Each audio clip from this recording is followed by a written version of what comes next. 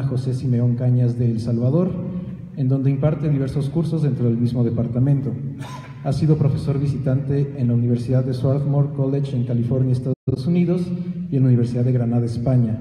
De 2010 a 2012 fue secretario de Cultura de El Salvador y hasta mayo de 2014 fue viceministro de Educación. Es autor de libros como Crítica y Liberación y Voluntad de la Liberación. Entonces, Héctor, si puedes comenzar con tu presentación, pues adelante.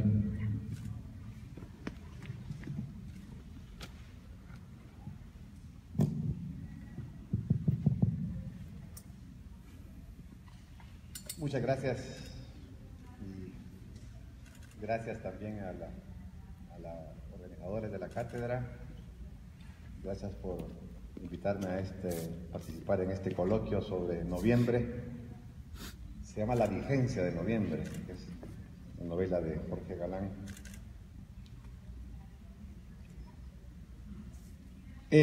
Voy a empezar hablando un poco del valor e importancia de la novela de Jorge Galán.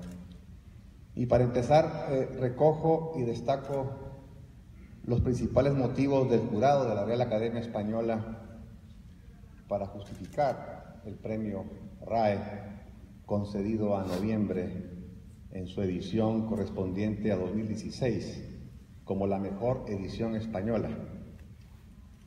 Según el acta, el jurado le concede el premio a noviembre, publicado por Planeta en México en 2015 y editada en España por Tusquets Editores en octubre de 2016, por ser, cito, una novela y una construcción literaria llena de verdad histórica y humana.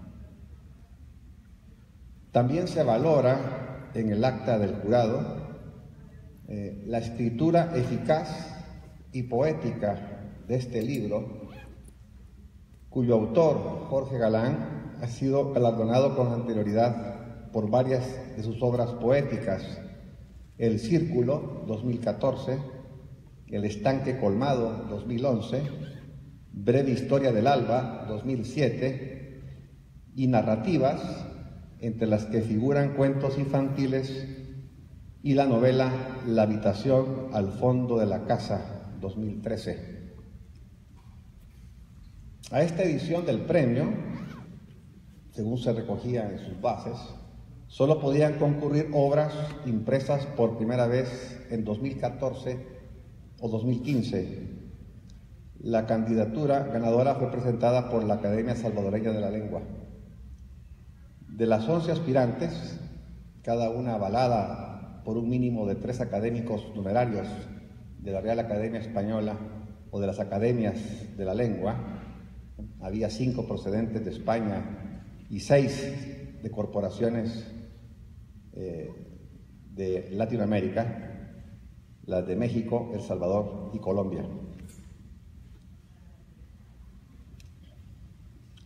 La obra, según se recoge en la presentación editorial, está, dice, inspirada en los sucesos que conmovieron a El Salvador y Latinoamérica en 1989, cuando una fatídica madrugada de noviembre, un grupo de hombres armados entra en las instalaciones de la Universidad Centroamericana José Simeón Cañas y asesina a 6 jesuitas y 2 mujeres a sangre fría.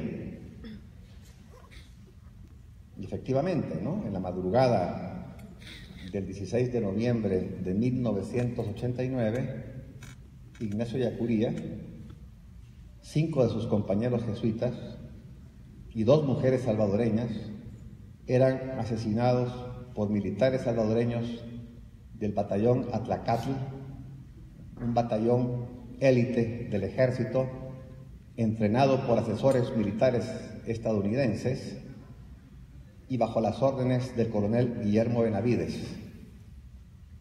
La guerrilla había iniciado un ataque a la capital dentro del marco de una ofensiva general, y debido a la mantenida y firme posición de los jesuitas al lado de los más desfavorecidos en el conflicto, las acciones de mediación de Ignacio Ellacuría entre gobierno y guerrilla y la posición de poder de militares y élites económicas de El Salvador, los batallones militares, siguiendo las órdenes y planes del alto mando del ejército, aprovecharon el desconcierto de aquellos días para adentrarse esa noche en la UCA y cometer los asesinatos.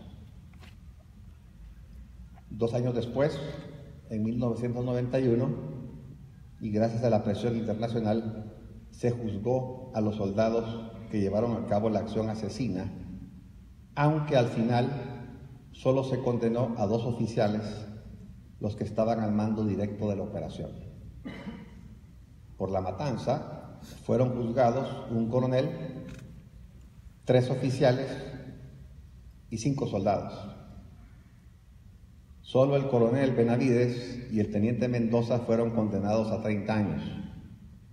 Cumplieron 1 año y medio de cárcel, beneficiados por la ley de amnistía de una conservadora Asamblea Legislativa que tras los acuerdos de gobierno y guerrilla cerró prácticamente en ese momento las puertas a la investigación sobre los crímenes del pasado. Hoy en día, y a pesar de la petición de extradición sobre los autores intelectuales y ordenantes de aquellos asesinatos, reclamada desde 2009 por la Audiencia Nacional de España, y la derogación en 2016 de la ley de amnistía decretada en 1993, el proceso todavía está estancado. La eliminación de la ley de amnistía ha tenido varios efectos, pero solo se ha materializado en uno: el dejar en efecto su aplicación respecto del coronel Guillermo Benavides, a quien se le aplicó y conmutó la sentencia que se le aplicó en 1991. Aunque esto es técnicamente correcto, no ha ido más allá. Es decir, no se ha analizado el hecho de que Guillermo Benavides, aunque responsable, fue el chivo expiatorio y quien pagó por la responsabilidad del alto mando del ejército en su totalidad. Fue el alto mando el que decidió y orquestó el asesinato de los jesuitas, no Guillermo Benavides. Su responsabilidad fue recibir la orden y asegurar la ejecución del crimen, pero esa responsabilidad es la de todos los miembros del alto mando, no la de uno solo. La ilegalidad de la ley de amnistía debería haber surtido un efecto muy importante. Sin embargo, los jueces en El Salvador decidieron ignorar la solicitud de arresto internacional y posterior extradición de los imputados en el caso judicial de España, pues el alegato es que es cosa juzgada. Pero es incorrecto.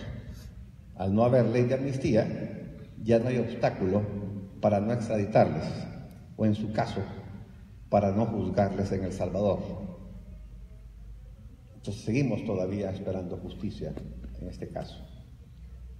Estos son los hechos subsecuentes de la historia que narra Jorge Galán, y por eso su novela también se ha convertido en una de las piezas importantes en el proceso de investigación que lleva a cabo la Audiencia Nacional de España en busca de acabar con la impunidad por los asesinatos de los jesuitas y sus 2 excolaboradoras.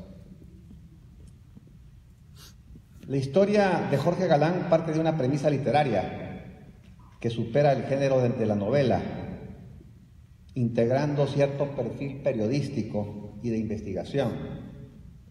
Mediante una serie de entrevistas con los testigos y personas cercanas a los mártires, el autor se mueve a base de flashbacks entre el mismo momento de la masacre, los años previos en los que cuenta la experiencia de los asesinados en el país y las posteriores reacciones ante el acto armado y criminal. Galán entrevista y a su vez narra en forma literaria los recuerdos y pensamientos de algunos compañeros jesuitas de los fallecidos, como por ejemplo de José María Tojeira, provincial jesuita en aquellos años, o de John Sobrino, también jesuita, o del mismo expresidente cristiano. Todos ellos cuentan sus experiencias, su relación con los asesinados y la situación de un país enfangado en una guerra civil, en un contexto de opresión y represión en los últimos años de la Guerra Fría, por la que gran parte de Latinoamérica sufrió, padeció y sangró. A primera vista, se trata de una novela documental que tiene el valor de decir la verdad y de apuntar con ella a los culpables. Y ante la impunidad, quizás no quede otra arma más que la memoria y la narrativa. Pero poco a poco nos vamos dando cuenta de que la novela va mucho más allá. El narrador trata de adoptar una posición oculta, discreta, una voz que no entorpezca la credibilidad del testigo, que le permita adentrarse en la maraña de emociones donde radica la imagen que guarda de aquellos momentos. El pasado revivido tenía 25 años en el momento de la escritura, 27 en el momento de la lectura. Es el mismo, prueba de que el tiempo no pasa cuando se trata de la verdad. El tránsito de la narración a la entrevista se señala en el paratexto como un simple interlineado un poquito mayor, pero ese silencio obligado es en muchos momentos una detonación más.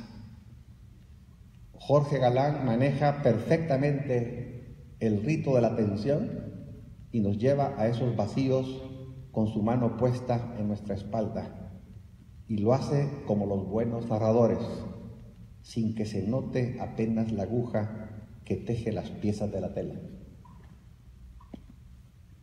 Pero Jorge Galán no se limita a transmitir por medio de una rica prosa y con mucha poesía narrativa el hecho aquí cuestionado, sino que remueve en el pasado de un país en el que además de miles de salvadoreños murieron también otros religiosos y religiosas, como el arzobispo de San Salvador, Monseñor Romero, 4 monjas norteamericanas, o el también jesuita salvadoreño Rutilio Grande.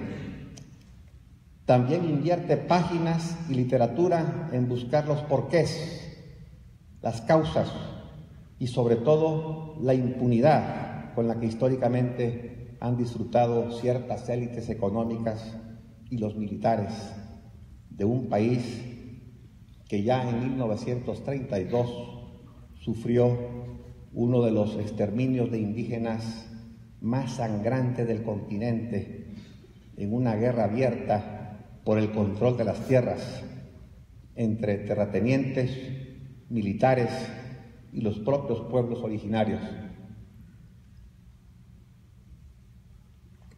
La narración está construida en modo circular. Inicia con el relato de la masacre y se cierra de la misma forma. En medio, una serie de historias entretejidas, como los afluentes de un río que van enriqueciendo nuestro conocimiento. Historias que por sí solas no tendrían sentido, pero que lo adquieren cuando confluyen al final con el relato detallado de un acto que en un país que en aquel tiempo era mayoritariamente católico, impresiona por lo impío, lo malvado y lo salvaje.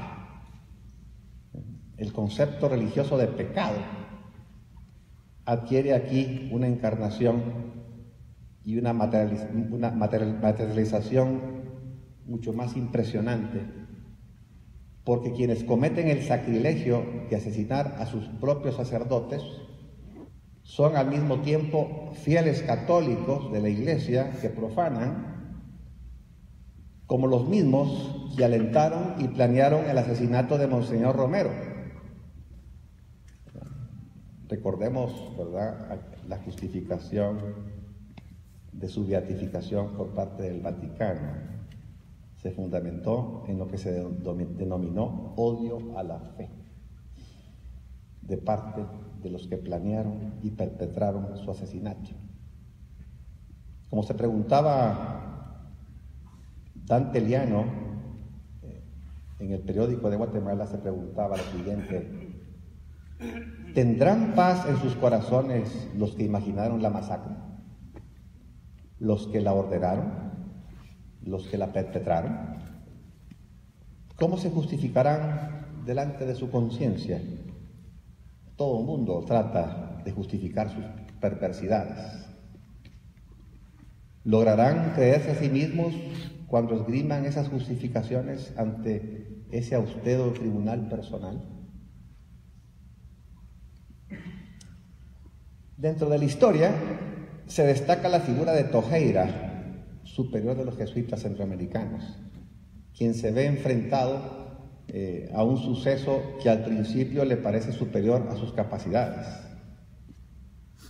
En cambio, frente a la realidad, Tojeira descubre uno de los grandes secretos humanos.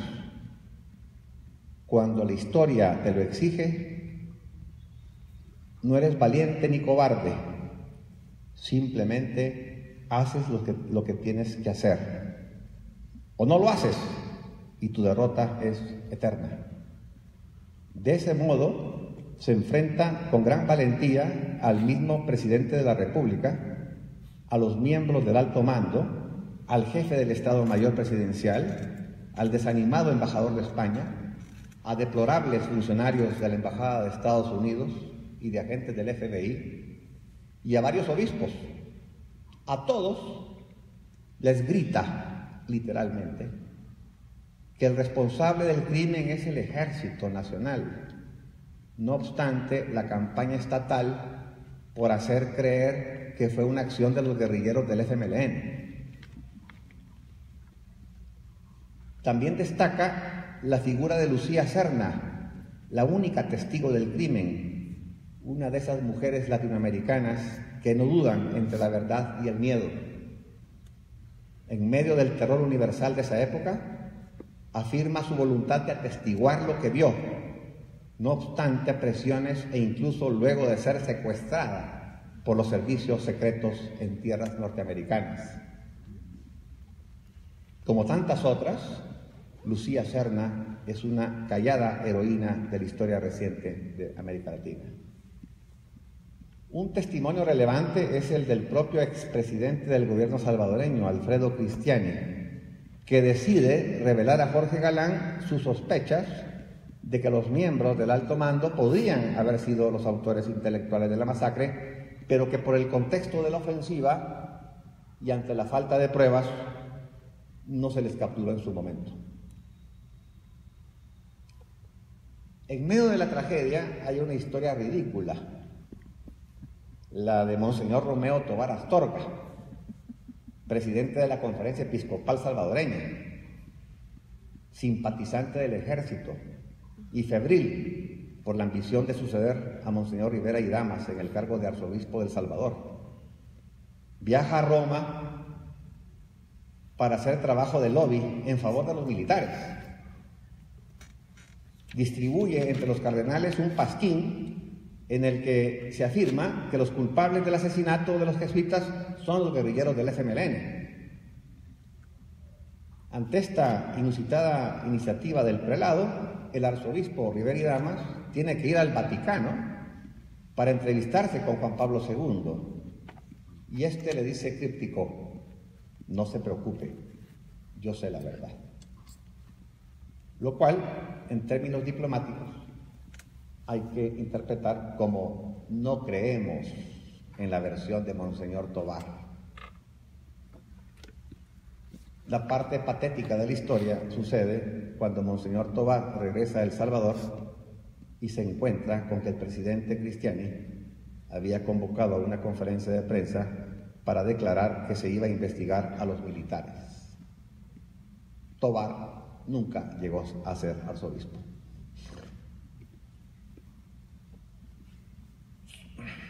Bueno, en resumen, literariamente hablando, superada la época del realismo mágico, pasada la época de la novela fantástica, pasada la época de la novela abstracta e intelectual, la realidad histórica latinoamericana, con su dureza, complejidad, negatividad y positividad, vuelve a plantearse como tema generador de ficciones, como afirmación del papel profético del intelectual, como fundamento de una literatura adulta, universal, sustantiva.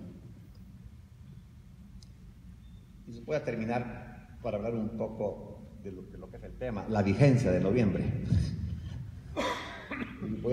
Voy a empezar con la pregunta, que de alguna forma también la contesta Jorge Galán en la novela. ¿Por qué los mataron?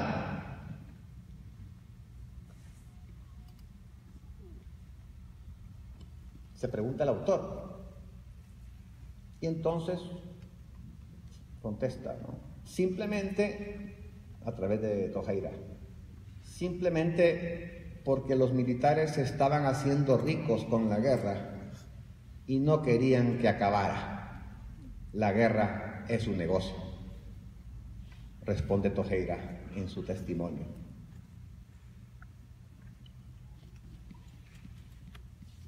Algún mexicano cuando leyó esto me decía, ¿no suena familiares en este contexto de una guerra no declarada contra el narco?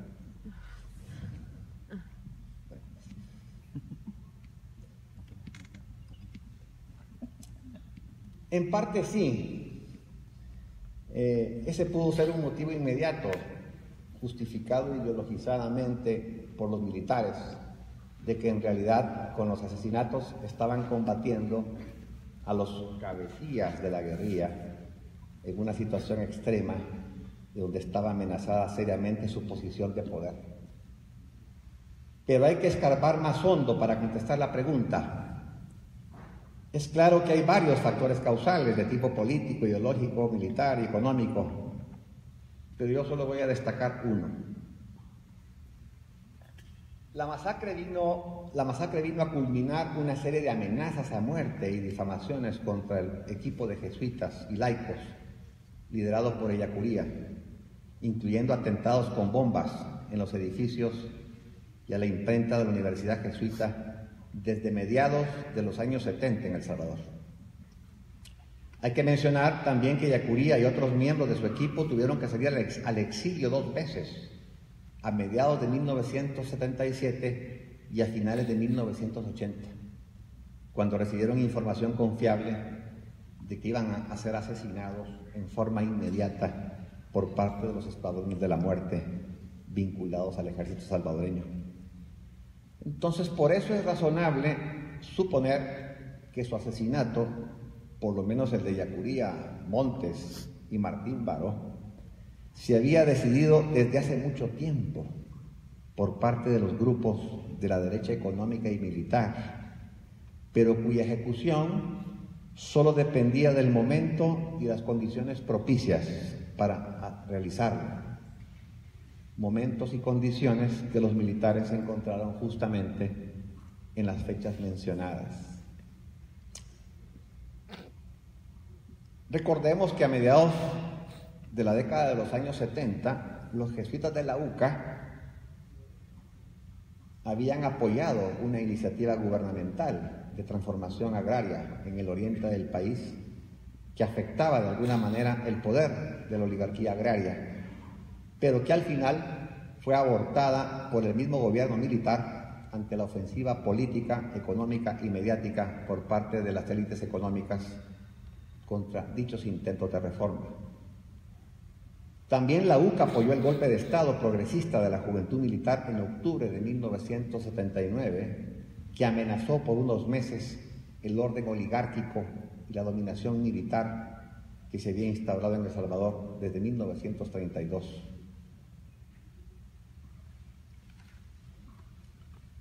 Bueno, retomando el tema de la universidad profética y la universidad que se involucra y que busca incidir en la realidad sociohistórica, que fue el tema que tocó ayer Elena Varela. Bueno, pues ese es el tipo de acción y de acciones universitarias de ese modelo de universidad que Ellacuría propugnaba. 9 años antes del asesinato de los jesuitas en marzo de 1980 les había precedido Monseñor Romero, asesinado por los mismos. Y 3 años atrás, en marzo de 1977, guardias nacionales también habían matado al jesuita salvadoreño Rutilio Grande. Esto nos da la pista de que una de las causas de su asesinato fue la prédica y la práctica de un cristianismo liberador por el cual se comprometieron hasta lo último con la transformación de las estructuras injustas y opresoras, generadoras de conflictos y violencia. Bienaventurados los que padecen persecución por causa de la justicia, se dice en los evangelios. Ellos eran de esos. Hablaban de la justicia y de la liberación de una sociedad salvadoreña que, como tantas, antes y ahora en Latinoamérica y en muchos más países, padecían y siguen padeciendo la injusticia y la opresión. Teología de la liberación, denominaron a su mensaje, que como la lluvia en un campo seco, inundó como un tsunami a toda América Latina, y portadores de esa teología, nuevos profetas aparecieron como los hongos en él. Con Monseñor Romero, Dios pasó por El Salvador, decía Ellacuría, también con ellos. Son interesantes los paralelismos de las nuevas tendencias sociopolíticas y la visión de estos profetas y el componente épico profético de su predicación cristiana. Ellos se inspiran en un compromiso por la transformación de la realidad histórica de los pueblos y particularmente por las sociedades que más sufren. Un trabajo por una civilización de la sobriedad que desplace a la desbocada y cada vez deshumanizada civilización del capital. Por eso, su dedicación y opción por los empobrecidos es el eje de esa teología de la liberación que predicaban y que conduce, sin duda, a un cristianismo liberador y comprometido con los más necesitados. ¿Se justificaba por eso su condena a muerte? ¿Tan peligroso era su mensaje?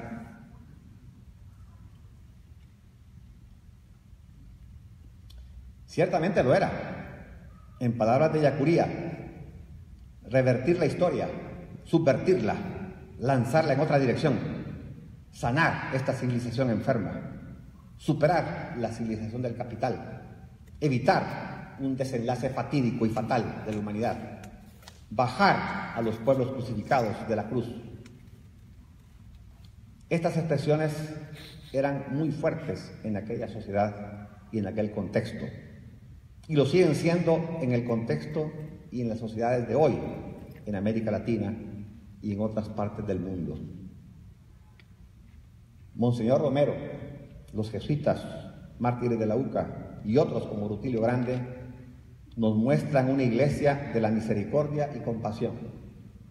Una iglesia que debe ser pobre con los pobres, en salida hacia los mundos periféricos para la promoción de la justicia y de la fraternidad solidaria.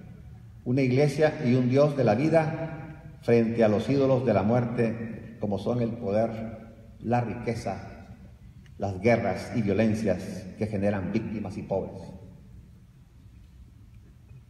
En ellos se expresa una renovada forma de conocimiento y de experiencia humana, de tipo espiritual, que desde la centralidad u opción por justicia con los pobres nos abre a la vida, al desarrollo integral y a la esperanza. Los pobres, excluidos y víctimas, nos desvelan la desigualdad e injusticias de las relaciones humanas y de las estructuras sociales, de los sistemas políticos y económicos. No hay verdadero progreso ni auténtico desarrollo si no se cumplen los derechos humanos, cuando las necesidades vitales de los pueblos y pobres no encuentran respuestas. La historización de la democracia, del bien común o de los derechos humanos nos muestran la verdad real, que en la vida y en la realidad histórica no se respetan ni se cumplen, y que los pueblos sean sujetos protagonistas de la realidad social, pública y política, unas condiciones sociales dignas y justas que permitan el desarrollo integral de los pueblos. Los derechos esenciales como la alimentación, la educación, la sanidad, la vivienda, un trabajo digno y decente.